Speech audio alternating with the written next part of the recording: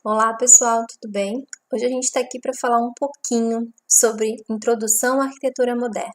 Vamos lá? Fiz uma linha do tempo para a gente entender qual é o contexto da vinda desse movimento arquitetônico, né, na história da arquitetura. O gênese, né, o início dessa arquitetura moderna, ele se dá com a Revolução Industrial. A Revolução Industrial lá na Inglaterra, em meados do século XVIII. O que essa revolução industrial traz para a arquitetura? Primeiro, a gente tem uma transformação dos materiais que a gente utiliza. Notem que o contexto até a Revolução Industrial era de um povo que vivia no campo, em agricultura e um trabalho artesanal. Quando eu tenho a Revolução Industrial, eu tenho então um êxodo rural, as pessoas vão para a cidade, automaticamente muda toda a ideia de tempo que eu tenho, além da máquina a vapor que começa a ser utilizada, e aí eu tenho transformações no padrão de produção.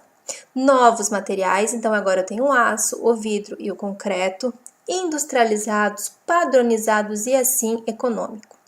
Quando as pessoas elas vão para o meio urbano, essa cidade agora ela precisa atender essas novas necessidades da população, então agora eu vou ter indústrias, vou ter comércio, ou seja, novas tipologias arquitetônicas devem aparecer, certo?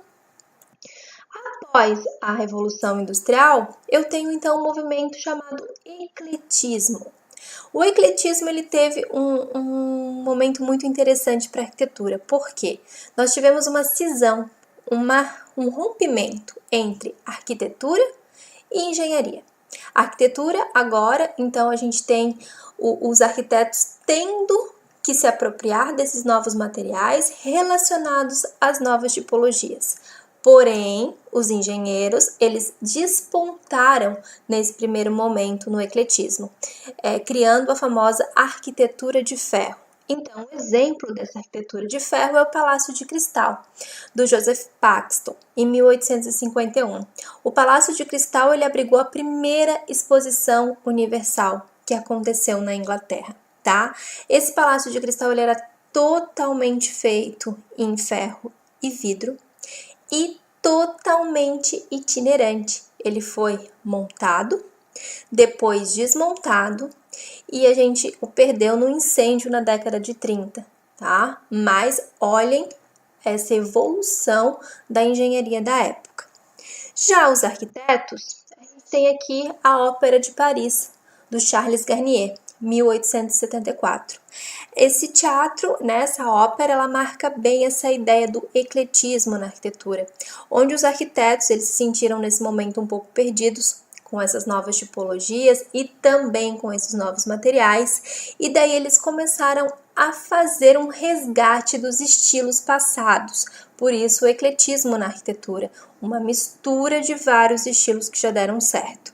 Que estilos a gente consegue ver aqui na Ópera de Paris? Bom, conseguimos ver o estilo barroco, muito da antiguidade clássica, então colunas, frontões, muito rebuscamento, muitos detalhes ornamentados, tá? Então esse ecletismo vem na arquitetura dessa forma.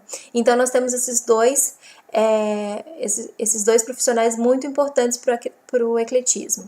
O Charles Garnier na arquitetura e o Paxton na arquitetura de ferro, o engenheiro. Seguindo, nós temos um movimento chamado Arts and Crafts, ou Artes e Ofícios. O Artes e Ofícios foi um movimento liderado por John Ruskin, também na Inglaterra. Esse movimento era totalmente contra a industrialização que acontecia na época. Eles queriam então um retorno do artesão, o retorno do artesanato, o retorno do trabalho manual, tá? Então, John Ruskin, esse grande pensador desse movimento, e como arquiteto a gente tem William Morris. O William Morris, junto com Philip Webb, ele projeta e executa a Red House, a Casa Vermelha. A Casa Vermelha é um manifesto desse movimento, trazendo para a Inglaterra novamente os materiais da época, os materiais de cunho artesanal. Então, nós temos também esses elementos da arquitetura vernacular inglesa, tá certo?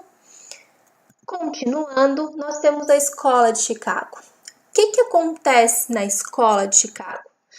Temos um grande incêndio em Chicago, onde engenheiros e arquitetos eles se unem para reestruturar, reconstruir Chicago, que já era um polo capitalista muito importante para os americanos. Em Chicago, então, e aí com a Escola de Chicago, surge a tipologia que nós conhecemos até hoje, que é o arranha-céu. E o arranha-céu, essa verticalização só é possível porque a gente tem também a criação do elevador. Aqui a gente tem um edifício do Sullivan que demonstra o arranha-céu da época, né? Então, lá embaixo a gente tem o embasamento, onde ficava a entrada da edificação, bem como a parte de lojas. Depois, no corpo, a gente tem toda a parte de escritórios e o coroamento, onde ficava a caixa do elevador. Continuando, nós temos o Art Nouveau. Qual é a importância do Art Nouveau para a gente agora?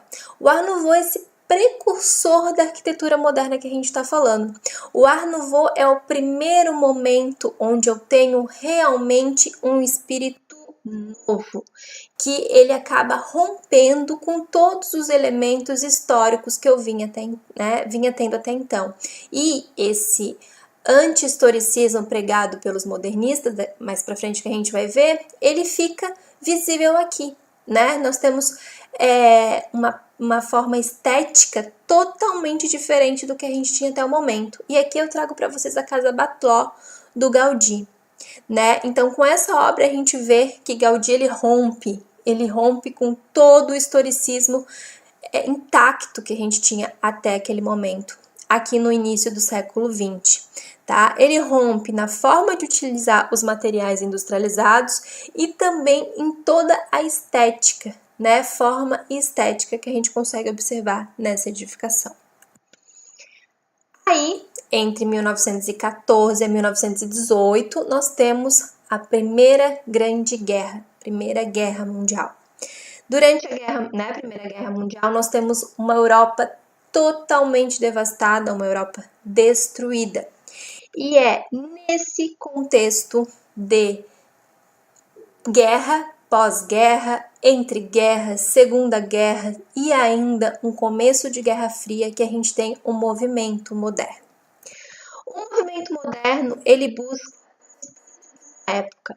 Então, um dos princípios do movimento moderno é o que? A arquitetura transforma de acordo com a transformação da sociedade. E isso é um elemento que sempre está acontecendo. Então, nós temos um espírito da época. Transformação da arquitetura em relação à transformação da sociedade. Eu trago para vocês agora alguns princípios dessa arquitetura moderna. Primeiro, ela busca a universalidade. A arquitetura é universal para todos e aí a gente vai ver e conhecer também um estilo chamado estilo universal.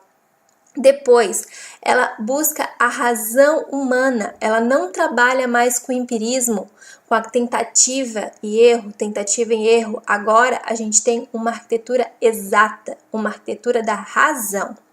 Ela se baseia também em novos meios de construção, principalmente no concreto, no aço e no vidro. Exigências da função. Nós temos um uso total através da funcionalidade. Se a arquitetura tem função, ela é bela. Formas limpas, formas puras, então nós temos muito prisma, o retângulo e o quadrado. E ela deveria refletir a realidade atual, ou seja, o momento onde essa arquitetura está acontecendo, com as técnicas construtivas, com os meios de construção atuais, aquele momento. Não mais era tolerado o historicismo que a gente tinha até então com o ecletismo. Tá certo, pessoal? A gente continua a falar um pouquinho sobre a arquitetura moderna na parte 2. Qualquer dúvida que vocês tiverem, deixem aí nos comentários. Até mais!